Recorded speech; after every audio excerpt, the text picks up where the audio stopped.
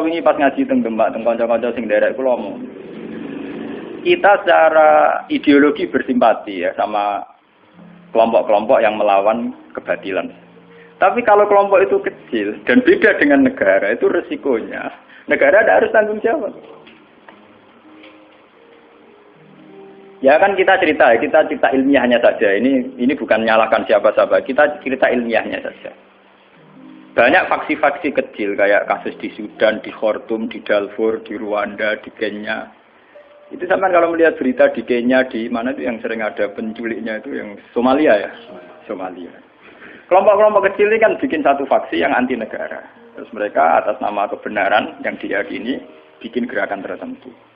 Hamas juga beda dengan Al-Fatah sebagai penguasa, yaitu karena presidennya dari kelompok apa? Fatah. Itu untuk menghadapi musuh itu repot, karena dia tidak dihitung sebuah negara, tapi dihitung sebuah kelompok.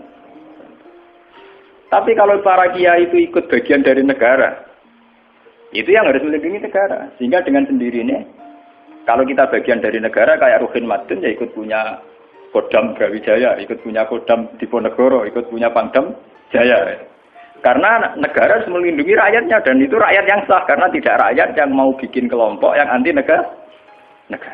Jadi hitung-hitungan strategis.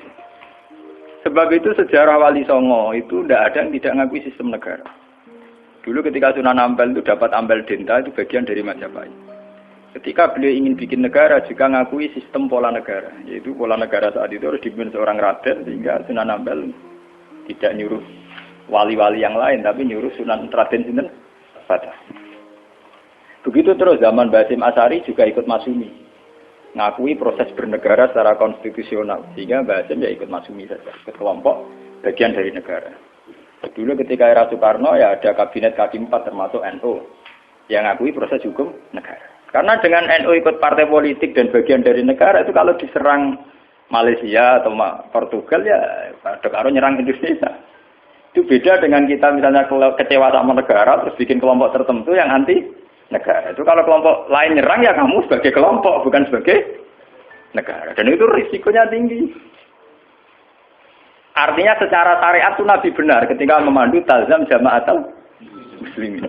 Kamu ikut kelompok mayoritas orang Islam. Tidak orang mukmin. Muslimin itu lebih preman. Muslim itu ya preman mlebu, gento ya napa? Mlebu, momene sing kaya kula rapati gento malah mlebu. Lho nggih karena aturan Islam, kalau dalam terminologi agama, muslim itu kelasnya itu paling rendah, paling umum. Karena kelas pertama itu Islam, terus iman, terus ihsan. Makanya di Quran itu qalatil a'rabu amanna. Qul lam tu'minu walakin qulu aslamna. Lah di Quran qalatil a'rab amanna. Wong desa muni amanna.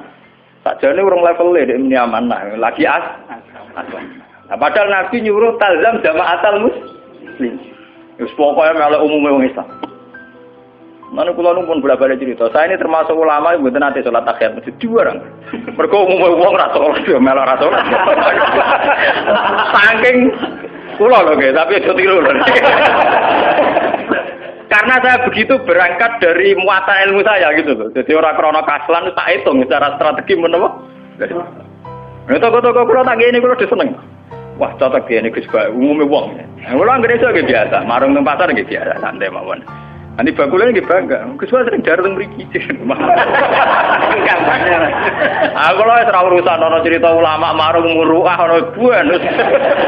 Pokoke umume wong Islam ku marung ya napa? Marung.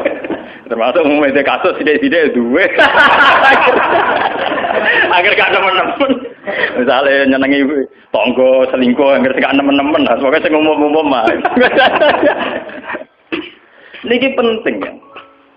Kenapa saya mengatakan ini penting? Jika kamu ngitung umat Islam yang soleh saja, maka mayoritas Islam di Indonesia itu hanya 2%. Paling sing soleh orang Islam hanya 2%. Jika kamu ngitung yang agak soleh, maka paling jumlahnya 10%. Coba kalau kamu hitung, pokoknya yang ber-KTP Islam, maka jumlah kita bisa 80%. Aku seneng darani Islam 2% apa 80%. Meskipun resiko 80% sing keramat tungkak, sing doli, Islam kabeh KTP-ne. Dulu kalau Jakarta kan keramat tungkak, kalau Surabaya doli, Jogja bunti, pasar kembang, pasar. Nah kalau nanti penelitian, kalau ini kan termasuk itu memang resikonya dihitung kabeh, itu yang mlebu kan. Tapi kamu bisa 80%. Sehingga karena jumlah mayoritas 80% dengan ngitung WTS, lonte, gento dan sebagainya, itu tetap menjadi mainstream. Presiden harus Islam karena dihitung 80%.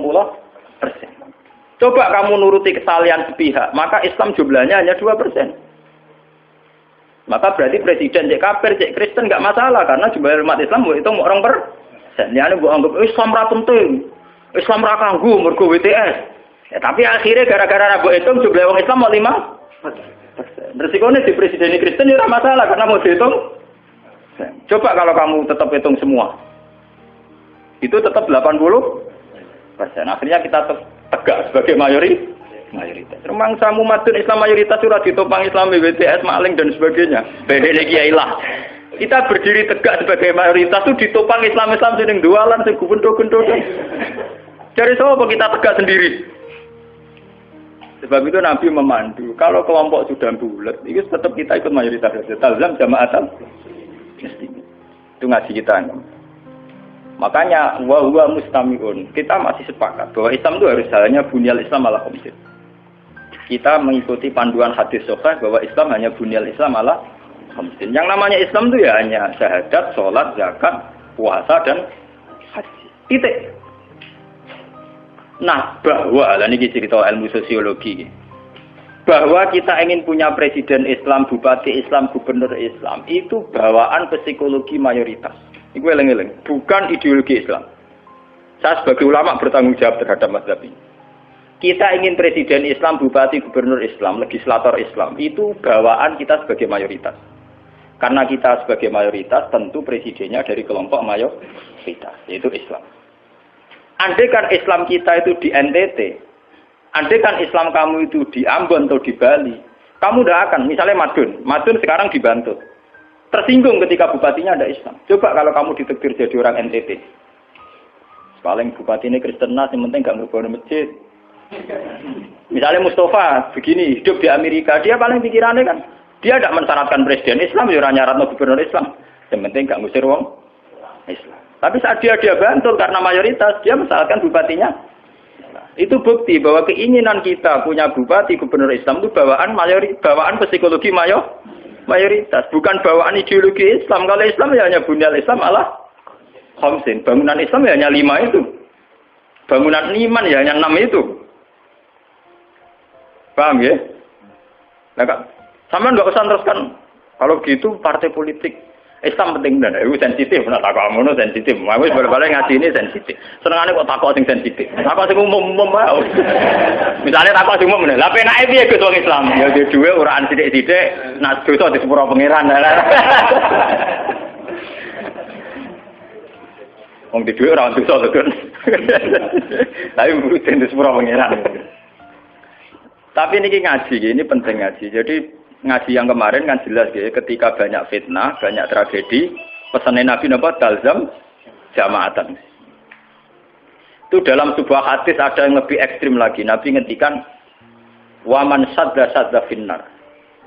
Siapa yang ingin bikin kelompok sendiri, merasa benar sendiri, maka waman sadda finnar. Dia akan masuk neraka. Itu artinya pentingnya sebuah mayoritas. Karena mayoritas ini penting, kita akan ikut sesuai umumnya orang. Karena warahmati wasiat kullasya. Kalau kita ngaji secara tasawuf, ya warahmati wasiat kullasya. Kulo sering ngaji teng santri-santri. Kulo ada sing ngaji kulo nganti nangis. Kulo ceritani. Kulo niku ulama. Kulo sering numpak mobil pribadi, sering ngebis, ketemu preman, sering kulo sering lunga dhewean. Tak ceritani. Kita ini sebagai mukmin kan meyakini warahmati wasiat kullasya. Rahmatnya Allah itu ada di mana-mana dan lewat siapa saja. Kalau kita misalnya jadi kiai, wah sementing ngurusi santri. Sekali lu ngodewean kecelakaan. Wong sing ning dalan-dalan rata-rata wong fasik. Sing sering memberi pertolongan dini nek ana kecelakaan ning dalan-dalan ya wong ning dalan-dalan. Ora ngarah Pak Kiai. Ya ora ngarah wong pati saleh tenanan. Tapi ternyata Allah membuat orang di jalan-jalan hikmahnya banyak. Mereka adalah orang-orang yang sering melakukan pertolongan dini saat ada kecelakaan. Mereka adalah orang-orang gara-gara ning dalan-dalan ana kesasar takok alamat ditakoki. Kowe tahu di ganjaran zona alamat wong kesasar. Kok kita ora tahu ning dalan? Tapi ternyata rahmati Allah diliwatno wong ning dalan-dalan, kita lunga ning ndi ora alamate takok orang yang di jalan. Kita harus iman karo rahmati wasiat kula. Rahmatnya Allah di mana? Nanti kalau be ulama lagi biasa teng terminal, ketemu macam-macam gitu biasa. Cara kula nggih biasa, tak mau coba rahmati wasiat napa? Kula biasa lah ngono.